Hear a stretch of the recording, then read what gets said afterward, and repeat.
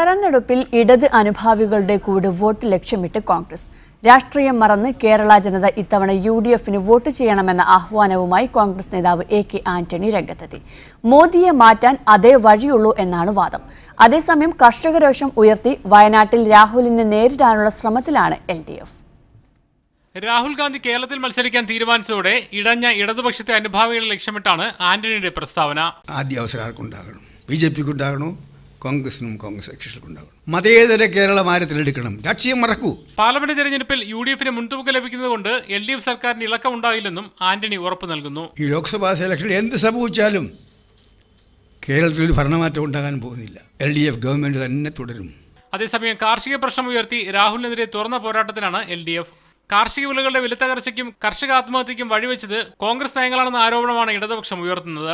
ഏതാണ്ട് 1000 കോടി രൂപയുടെ നഷ്ടം ഒരു വർഷം ഉണ്ടാക്കിയത്, 3000-ഓളം കർഷകർ ഈ മണ്ണിൽ ആത്മഹത്യ ചെയ്യാൻ നിർബന്ധിതമായത് അങ്ങയുടെ പാർട്ടി നേതൃത്വം കൊടുത്ത നരസിംഹറാവു സർക്കാർ നടപ്പിലാക്കിയ ഉദാരവൽക്കരണ സാമ്പത്തിക നയങ്ങളല്ലേ? അത് തിരുത്താൻ നിങ്ങൾ തയ്യാറാകുന്നില്ലല്ലോ എന്ന ചോദ്യമാണ്. ഈ മാസം 16-ന് പുൽപ്പള്ളിയിൽ കർഷക പാർലമെന്റും റാലിയും സംഘടിപ്പിക്കും. രാഹുലിനോടുള്ള ചോദ്യങ്ങൾ ഉൾപ്പെടുത്തി ലഘുലേഖ വിതരണവും നടക്കുന്നുണ്ട്. വയനാട് ബ്യൂറോയ്ക്കൊപ്പം മീഡിയ 1 തിരുവനന്തപുരം.